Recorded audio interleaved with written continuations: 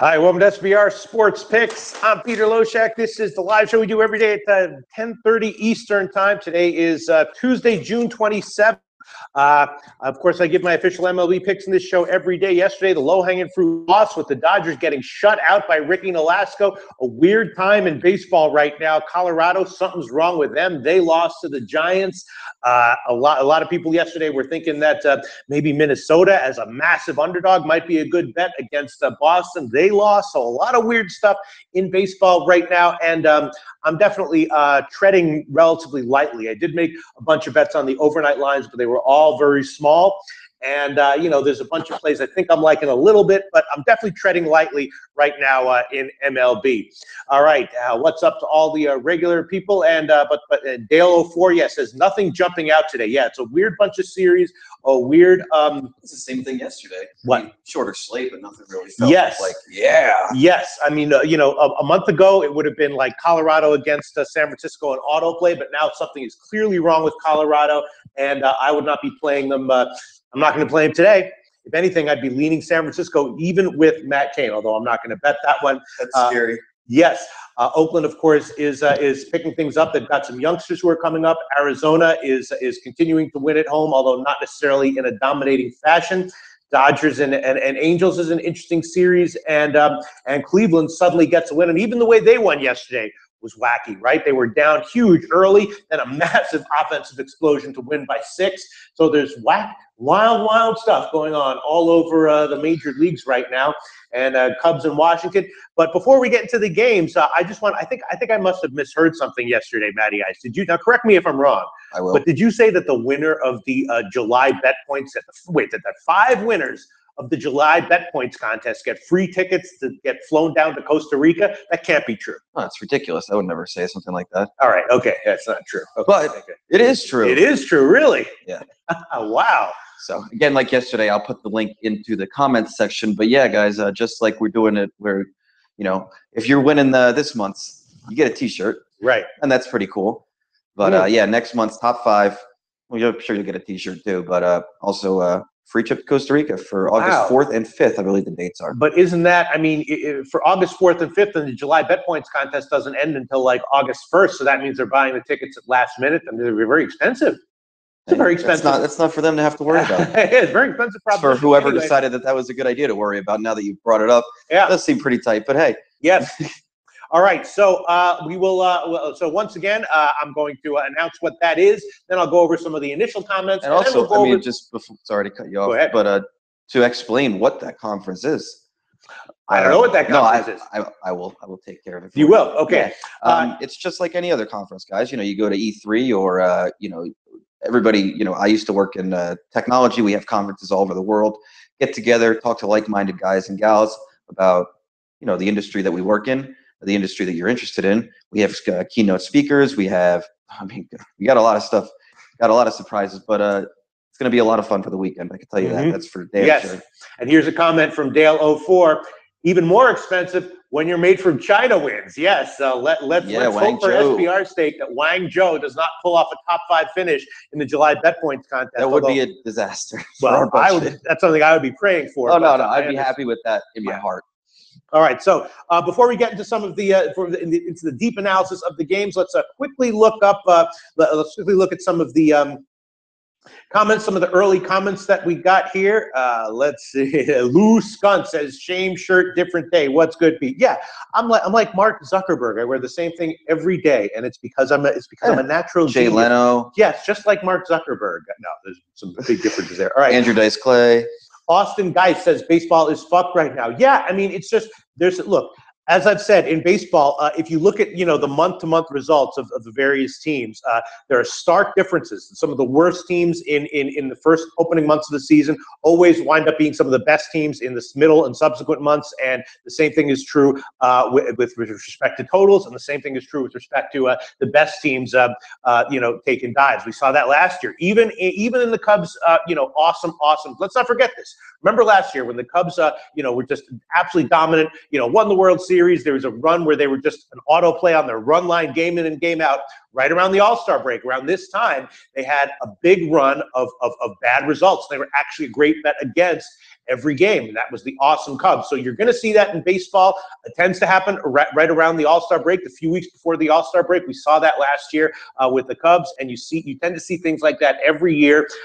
So it's not a huge surprise this is happening. You just have to be aware of it, tread a little bit lightly. Okay, let me see. Hako Schofield saying need some low-shack fruit. I don't know if there's any low-hanging fruit today. It was Jim Bean says KC plus 1.5. KC's an interesting series. We'll get to that in a second. Hako Schofield says Astros low-hanging fruit. I really don't know about that. Oakland, of course, has been terrible on the year on the road, but recently they picked things up. They've got a couple of young hitters who are changing things for them. Of course, Houston is much less awesome on the road than they are at home. Fires has been great, but Mania has also been excellent for Oakland. So I don't know if Houston, they might be. Look, I'm just saying that that one makes me nervous for sure. Austin Geis says Texas Cleveland over looks good. That's interesting. Yes, I definitely, as I've said in these shows, I'm not a believer in Tyson Ross long term going forward until he proves to us that he is not what he was in his rehab starts, which was very, very hittable. So the Cleveland team total over is tempting. Cleveland is one of the bets that I made last night. Modest, very small, but I did take it. A fade of Tyson Ross, and I can see the full game over as well being a good pick. And let's see other comments here. Yankees, Hako Schofield, Yankees barely pulled it off last night. Okay, a lot of totals. Let me see here. Take Colorado. I have no idea what that means. All right. Yeah, Matt Cain. Cain is pitching. So Sana says Cain is pitching for San Francisco. Don't care. Auto fade. Yes, except he's, as Tomarino Tomor points out, Cain is more solid at home, and the Rockies without Carlos Gonzalez, having some serious offensive issues. I could see a play on Colorado first 5 because I am expecting a bounce back from Hoffman, but that game I think is just going to be a complete pass for me because Colorado is stalled out offensively. They're just stalled out. Dale 04 says Diamondbacks good value. Possibly, yes. Again, they're going against Carlos Martinez, and the question is, what will we get from Taijuan Walker? His blister issues seem to not be a problem right now, and he seems to be decent at the moment. Although him getting blown up at any point would not be a shock, but he does seem to be decent. I was leaning towards the under on that one. We'll get to that one in a second. David Hardy, there you go, says Seattle is the fruit day, and yes, that may actually wind up being the low-hanging fruit of the day. Again, the big issue there is the pitching matchup. Paxton has been far from the Paxton of old since he's returned from the DL, although that might not matter. It's not clear what we're going to get from Paxton, but hard to see Philly lighting him up anyway.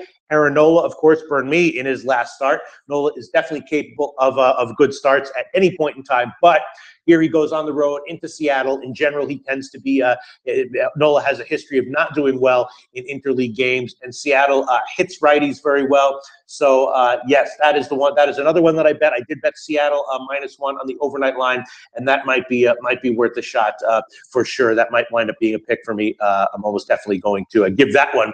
All right, let me get to some of these other comments, and then we'll get to the yes. Ernest Huffman says like Seattle a lot. Milo Georgiev says Paxton wins 2 Seattle. Uh-oh, we might have a foreigner here with some poetic comments coming. I'm not sure what's this deal with this guy Milo Georgiev, but he's got a cool as hell name, and he says Paxton wins 2 Seattle. Yes, that might be the low-hanging fruit of the day for me. We shall see. I definitely bet that one on the overnight. What about the Yankees? The Yankees, against Quintana, yes. Yeah. Again, the issue here is that Quintana has made his last few starts have been good. Of course, Quintana historically has been an excellent pitcher. The question is, are his last 2 starts indicative of him turning a corner? And I think they might have been. Severino is obviously good or great, depending. And the White Sox are terrible against righties. This one I did bet on the under. I took a shot with the under on the overnight line, but now it's all the way down to 8. So I'm not sure if I want that one. Again, that one is a tricky one. As a home dog, I'm not sure I'd want to bet against the White Sox here. That's definitely tempting, though. Let me see. Some other comments here. Lou Skunt, love that you post Howard Stern TV videos on your YouTube. Ha, ha, ha. All right, very nice. I'll have to check that one out.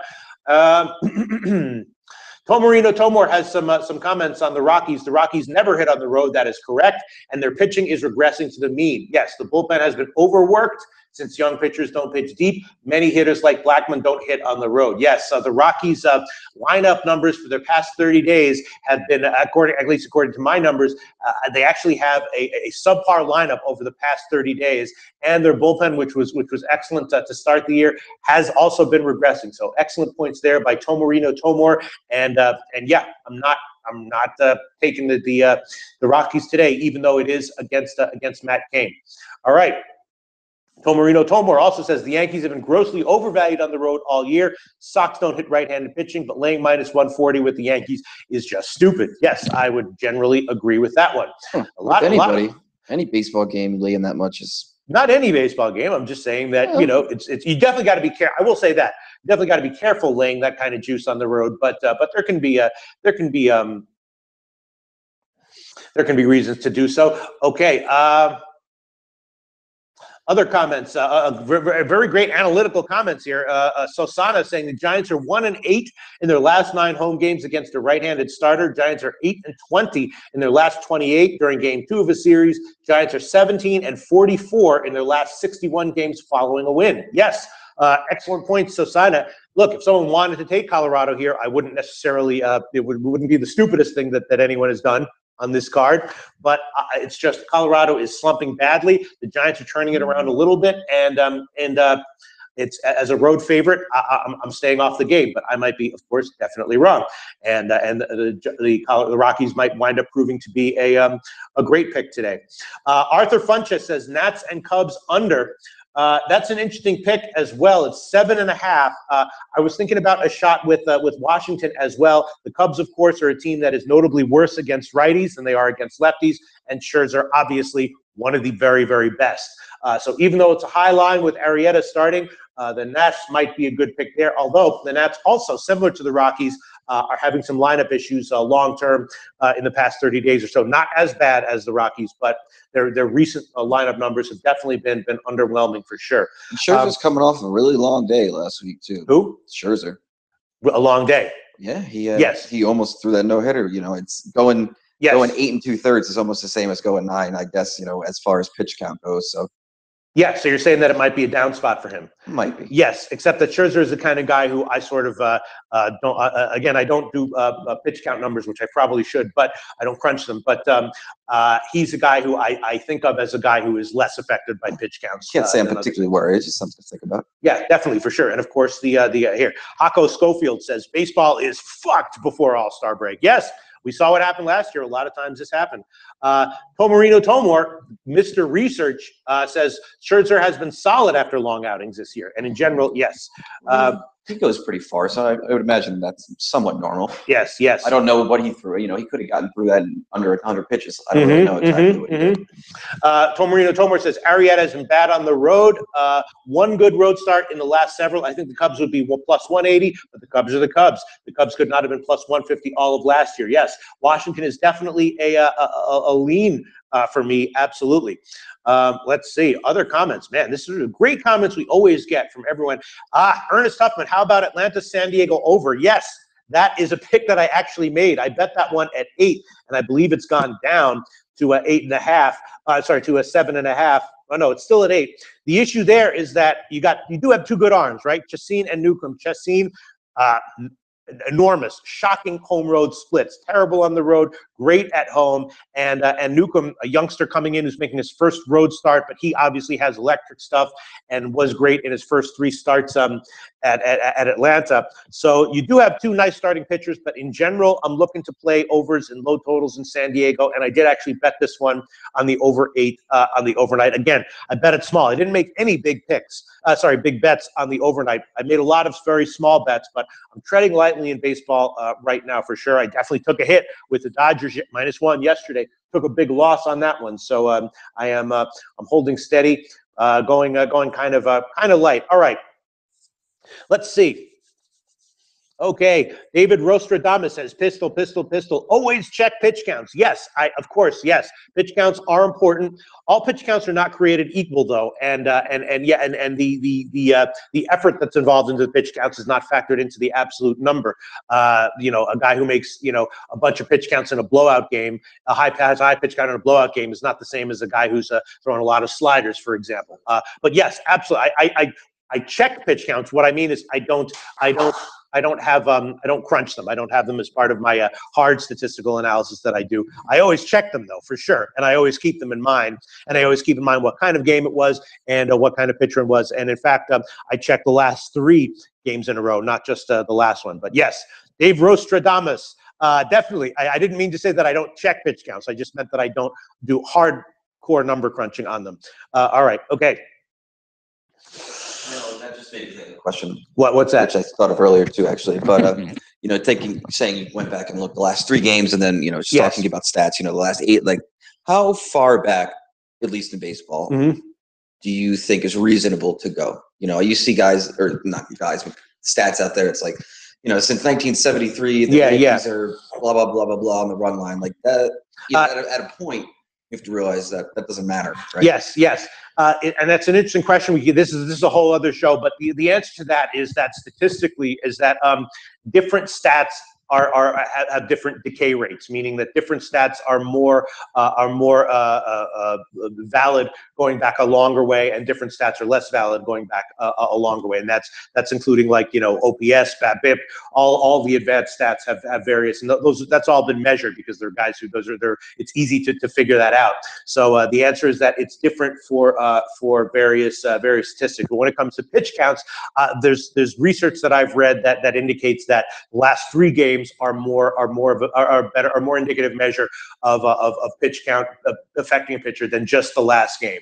But the last game is definitely and there's people who come up with formulas for how to measure that, and it's definitely pitcher dependent as well. So that's why I don't. Well, that makes more sense. I just why are people capping games with like Oral Hershiser's ERA from 1980s? Right. I mean, they tend not to do that with baseball as much as they do with the other team sports. But all right, okay. I have definitely not given any picks yet, and there's a reason for that. It's because I'm definitely feeling quite nervous about this card today. Hako Schofield commenting, "Wow, no Wang Zhou quotes." Yes, Wang Zhou seems to be MIA right now. Even he knows the card shit today. Yeah, maybe he does. Maybe he does know the good card A shit today. All right. That's all right. You don't have to give up picks. Again, we've talked about this. Sometimes the best pick is a no pick, as long as you're going over everything. Yeah. People will be happy. I'm going to give one pick to start things off. I am going to give KC on the second half. They're a big dog here in the game, and I could give KC just on the game into the plus 150s. The second half right now is plus 100. We talked about this in the show with Drew Martin yesterday, where we took a look at the upcoming series for this week. KC has a much improved bullpen since the beginning of the year. Of course, bullpen is normally a notable strength of KC when they're doing well. Their bullpen has improved this year, and Detroit, of course, has one of the worst bullpens in baseball, recently and year long.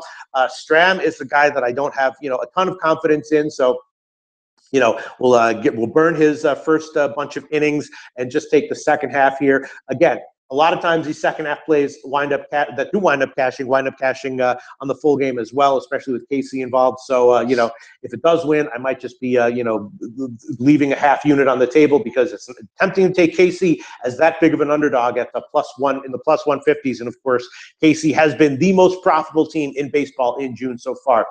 But I'm going to take the KC second half play.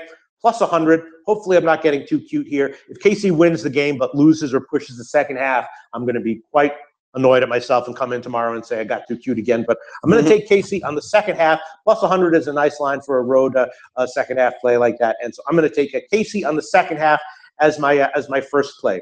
Other plays that I bet. I did take a shot with the under 9 in Tampa Bay, Pittsburgh.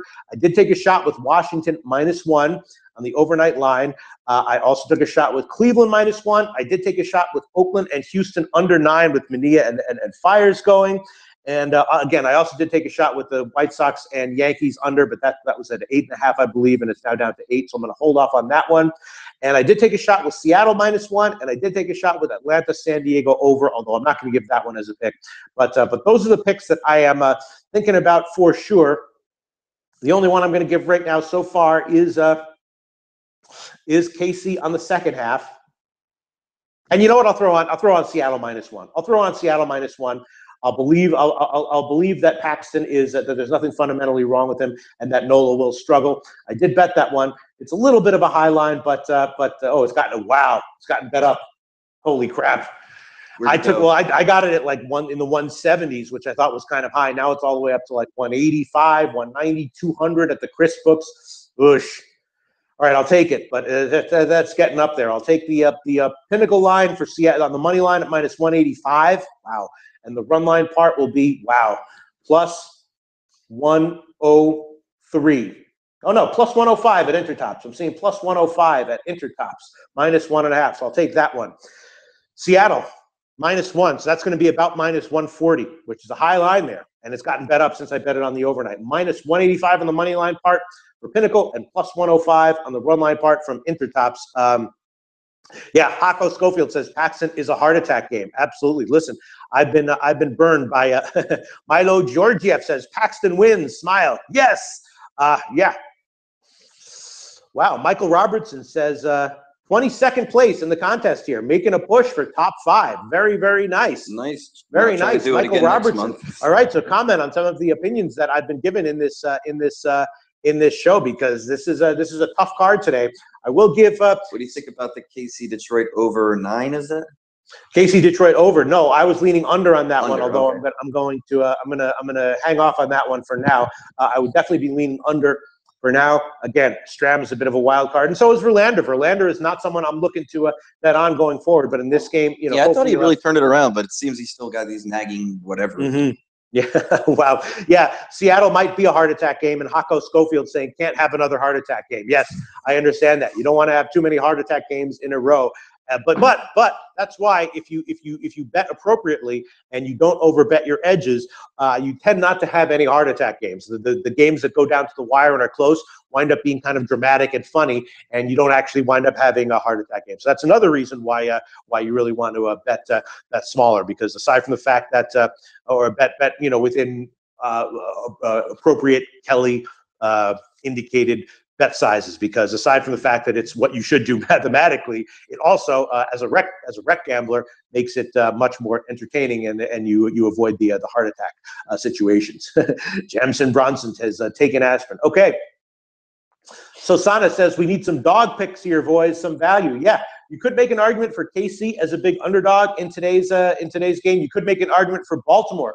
Baltimore has been terrible on the road this year, but they've just won 2 out of 3. And Gossman is a guy who is not like Tillman. Tillman is an auto fade for me for Baltimore. Gossman is showing some signs that he might be better going forward. Biagini is decent, but he has also gotten hit a bit recently, and that line has also gotten bet down since I saw it on the overnight. It's still seeing +146 at Chris, but that could be an underdog with some value. And let's see what other underdogs might have some value today, in my personal opinion. Yeah, Arizona as a home dog.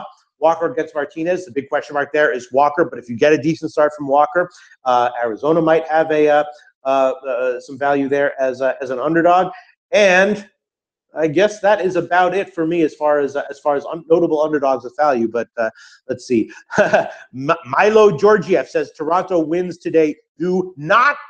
Milo Georgiev says Toronto wins today. Do no bet, capital letters, on the Orioles. Okay, no Milo. Bet. I personally have no bet in caps on the Orioles. But it did occur to me that they might be an underdog. Let's see. Loose cunt making some funny women's volleyball comments. All right. Okay. Let's get back to hold on. Let me just looking for some other comments. Kobe Aaron Valentine says the Phillies winning back-to-back is like a hooker not having AIDS. Nice comment there, Kobe Aaron Valentine. Yes, quite a nice analogy there, Kobe Aaron Valentine. All right, so Seattle -1, low-hanging fruit of the day, even though it's a high line, gotten bet up. KC second half +100 is also a pick for me. And as far as the other bets that I made, What's the numbers for the Seattle game? The Seattle game, money line, -185, Pinnacle, and +105 on the run line for from intertops.com. All right, and also let me find out. All right, so some of these totals I bet. One total that I bet I might be liking is the under 9 in Oakland and Houston. Now, I do like to check whether the roof is open in the Houston games, and I'm concerned that it might be open based on the line. Do they have a hotline? What? Do they have a hotline? They have they just have a site with a link that you can click to, and it will always give you that answer. It's not on Twitter. It's just a site. Wow, yes, Hako Schofield asking about WNBA picks today. Yes, and I did actually look at them. And let me just refresh my memory. I will tweet out the picks if I like them. But let me just quickly find that one. The over in the nighttime game looks tempting to me, and also taking who's on the road. It's wait, let me just you quickly check here. Let me just check. Don't have internet on that one. It's Washington against Seattle, and I believe they're in Washington, right? Let me refresh my memory. Let me quickly refresh my memory because I did look into the WNBA games. Let me just quickly. Talking about WNBA. What? Talking about WNBA. Yeah, I forgot. I'm trying to think of the Mariners game. I don't know. Can you have the phone there? Do you have a phone there? No. Yeah, it fell behind the chair. Just quickly check if you can what the line is. Let me just hold on. Let me just. Sorry about this, boys. Sorry about this, boys. All right, here I got it. Yes, I got it. SBRodds.com. Let me just quickly check it here. Okay. WNBA. Yeah, it's Seattle at Washington. I'm expecting. I would lean Seattle +4.5. It's now down at 5, and I would also look for Seattle maybe to be good on the first half and or the first quarter plays. That's what I'm leaning towards. I haven't bet it yet, but I'm leaning Seattle, and particularly Seattle early. And then in the night game, let me just quickly check the totals again. Yes. I would have a lean for now to the over in the LA Sparks Connecticut game. Although it's interesting that it's gotten bet down a little bit. I'm going to revisit that in a second. Those are my leans as of right now. And if I make a pick on either one of those, I'm definitely liking for sure. I will tweet it out. But those are my picks. Liking Seattle +4.5 and the over 169.5 in the Sparks and Connecticut. Also thinking about Seattle and Washington. Seattle on the first half or first quarter, maybe even better for Seattle. All right, WNBA, just got to that one. All right, let's get back to baseball here because pick up the okay, got it. Jansen Bonson says, who the fucks bets on WNBA? Well, there's a lot of people bet on WNBA, and about 8 or 10 years ago, WNBA amongst the professionals that I know was sort of the consensus agreement that there was the most betting value on WNBA of any of the major sports. The lines were considered to be significantly easy to beat, and the limits were a little bit lower, but guys were able to do it routinely. The lines have since gotten a lot sharper in WNBA. There still can be value, and in fact, I'm on the place where I track my WNBA picks, Matty Ice. I'm actually top 50 on sides and top 100 overall out of thousands in WNBA. Nice. Very small sample size, though. I think I'm like, there's not a lot of games. So I'm doing well in WNBA right now, and I was actually down on totals on the year, and I just recently got even. So now I'm way up on sides and slightly up on totals, although my tweets in WNBA have not been that good. But yes, point is that there is definitely value on WNBA. David Hardy says WNBA best value. All right, so let's see. Milo Georgiev. So torn there. Milo Georgiev says, Pete, the White Sox have their best pitcher, Quintana, with plus money. Here is your value play, plus money. Now in capital letters from Milo Georgiev, they might win today. The White Sox might win today from Milo Georgiev. Here, okay, I'm going to read the entire quote from Milo Georgiev. A little bit hard to read, but okay. Pete, the White Sox have their best pitcher, Quintana, with plus money. Here is your value play, positive sign, money. They might win today. The best today. What do you think? Well, I will tell you what I think, Milo Georgiev. Yes, Quintana is an excellent pitcher, and probably if I had to make a bet on this one, I would take a shot with the White Sox as a home dog, but it's a very risky bet because the White Sox are notably bad against right-handed pitchers, and Severino coming off a shaky start, and he might come back here with a strong start. Now, Severino is a guy who has been great up till now. We might see him tire out a little bit for sure.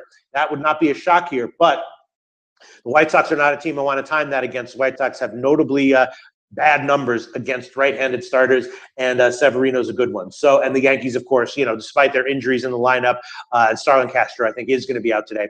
Despite their injuries in the lineup, still have other guys in there who are excellent. So they're not hurting for bats today. Yeah, especially not against the White Sox. Right. So Milo Georgiev, that's my opinion, and there are a lot of other people who are giving excellent comments on that game as well. Their opinions are probably slightly more valuable to mine, much more valuable than mine. A lot of great commenters in our regular roster here of viewers and commenters. So yeah, a lot of people saying that they're staying away from that one, and it is understandable why. I'm totally staying away from that one as well. But it's definitely an interesting game. So.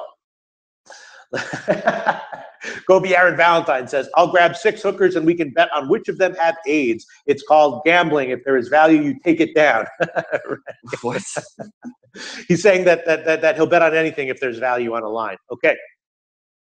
David Hardy says, Pete, WNBA Washington on uptick. Yes, it's not a great scheduling spot for them, though. Or wait a minute. One second. Let me just find... Yes, Washington on. I will tweet out my opinions on the WNBA when I do my deeper research today. All right, okay. So CFL betting. What? CFL. I love CFL betting. I just haven't had time to get into it. I basically, like, if I have time, I jump into a small market like that, and if I don't have time, I leave it alone. But yeah, from what I've heard, in general, CFL. Here's a little tip. In general, early on in the season in CFL, I love to take underdogs, right? That was the case last year. It's been the case this year. And in general, if I had one CFL betting tip, it would be blindly take underdogs in the beginning of the season. Then, of course, it starts to even out and be a little bit different. But So Sana says, Pete, stay away from Nola and Phi tonight against Seattle. Could be a little upset brewing. King Felix on tap for tomorrow. Yes, it could be. Sasana. It's just then again, Nola got the Marlins hit righties well. Nola in general has not done well in interleague play. Pitching at home against a National League lineup is a little bit different from going cross country and pitching against a tough American League lineup. And Paxton, a bit wild card. I'm betting that Paxton's going to have a good start. He has a relatively easy assignment here. And if he's going to put together a good start, it's likely to come tonight. Again, though, as someone commented, I'm kind of snake bit when it comes to Philadelphia. They have been, they've won like 2 games over their past like 18 games or whatever. And both those games were games where I bet against them pretty big. So, but I'm going to be taking Seattle -1. Seattle. All right. Seattle both ways. Did you like them in WNBA too, or do we? No, I don't know. I'm just taking. I'm taking. All right. So Seattle -1 and Casey on the second half. And let me look at these other bets on the card tonight that I'm leaning towards. Again, Houston and Oakland under 9 is very, very tempting. Under 9 plus 100 with Fires and Minea. There has been a significant move to the over on that one. Obviously, Oakland has some better bets right now. They both have good bullpens. Houston has an excellent one. All right, I'll throw that one on there. Under 9 plus 100. Under 9 plus 100 in Oakland and Houston. Let me check what the first half under would be. Probably 4.5. I know it's 5. Yeah. Tempting to take the first half under on that one as well, but I will just go with the full game under. Another under that I took was the Tampa Bay Pittsburgh total, and that one has also gotten bet up a little bit. There's a slight wind blowing out there. Both starting pitchers are Cobb and Williams, kind of similar. They're not great, but they're not too terrible. And the bullpens are a little bit iffy for both teams, but it is a high total here for a Pittsburgh game. I'll hold off on that one for now. I will hold off on that one.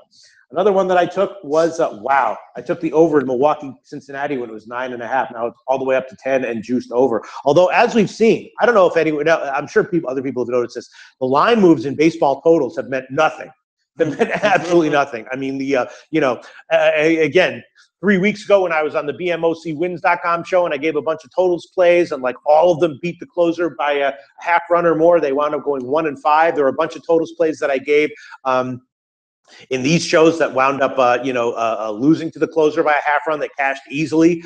So these totals movements in MLB so far, and especially recently, have been very non-telling at all. Yes, absolutely. So let's see. Yes, Hako Schofield says roof will be closed in Houston. They usually open it towards the 6th inning. Right. So I'm going to take a shot with the under on that one. Under 9, Houston and Oakland. Mania and Fires. Fires is going to have to keep it going. We're going to have to. We're going to need Fires to not return to his old ways and not get shelled. But if Fires is on, it should be a decent play on the under. Let me see other. And then I would lean towards the under in St. Louis and Arizona with Martinez and Walker. What are you going to get from Walker though? That's the big question, and he could get lit up. So I'm going to hold off on that one, but definitely under 9 -115 at the Chris Books would be a lean. And let me just think, the Tampa Bay Pittsburgh one. Do I want to throw that one on as an under? Yeah, I'll throw that one on. What the hell? Under 9 +100 on that one too. Hopefully they won't both lose. Under 9 +100 in Tampa Bay Pittsburgh is also going to be a pick. And my other leans were Washington -1. And, right, that's right, the Cleveland and Texas game. I have to think about this. I'm not a believer in Ross. I'm not a buyer in Ross. You could make an argument for the over, for the Cleveland team total over, or for Cleveland -1. And you know what? I'm going to take Cleveland -1. I think maybe they've turned a corner at home. They've struggled at home this year badly. They're coming off a big home win, and I think it might carry over here as well. And the line has gotten bet down a bit, which is nice to see. So I'm going to take a shot with this one. They do have a good bullpen, and I'm not a buyer on Ross. Cleveland -1 is going to be a play for me. The money line part of that will be -157 at BetOnline and a couple of other places. And the run line part will be +120 market wide. That's all over the place. Market wide +120. So that's a small favorite line for Cleveland -1. And I'm going to make that low-hanging fruit. I'm going to make that low-hanging fruit. It's a fade of a Ross. So now we got 2 low-hanging fruit plays. Cleveland -1, a low-hanging fruit play just because it's a fade of Ross. And Seattle -1. Hopefully Paxton doesn't get lit up. But all right, so I got a bunch of plays here. I got, once again, going over it. Tampa Bay Pittsburgh under 9 is a pick. Washington -1. I guess I'll just keep that as a lean, but that is very tempting. Very tempting to take Washington -1 there. KC on the second half +100 is a pick, official.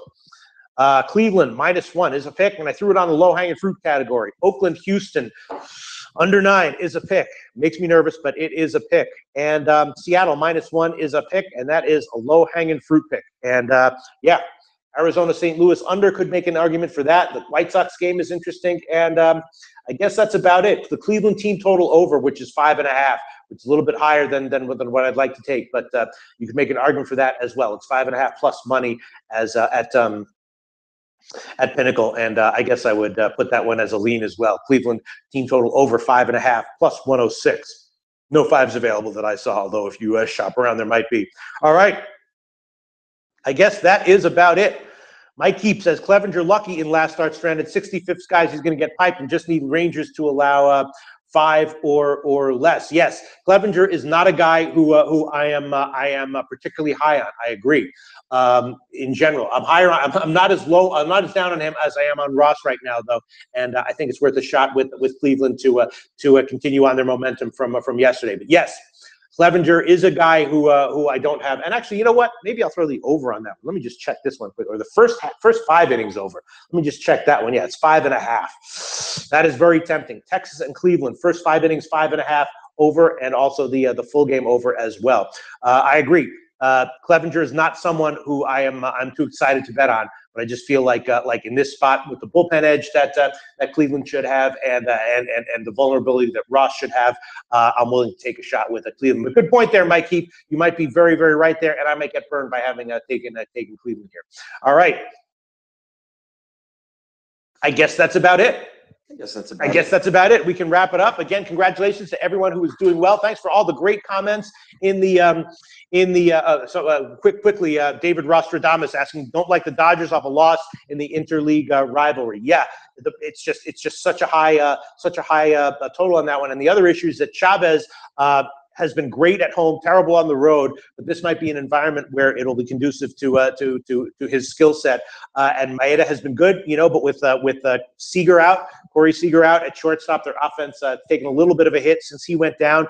They've been less productive offensively, so I'm going to stay off that one. But it is tempting to take a shot with the over on that one, and it, I guess would be tempting to take a shot with the Dodgers here and for Chavez to get lit up. But let me see what the total is in that one. It was 9 when I saw it, and now it's down to 8. It's 8.5. So yeah, I would definitely be leaning over 8.5 in Dodgers and Angels today for sure. Actually, let me think about that one. Maybe I should throw that one on there. The over 8.5 in the Angels and the Dodgers. Now, you know what? I'll hold off on that one for now. But that's the way I would lean, over 8.5. All right, we can wrap this one up. Congratulations to everyone who had a good June bet points contest, and don't forget the July one. If you want a free trip to Costa Rica, top 5 finishers in the July bet points contest get a free round trip ticket bought to the football betting contest that is going to be held here in early August. There'll be a lot more details on that, I'm sure, at the forum, and we'll be talking about it all month long in July. All right, thanks for tuning in, everyone.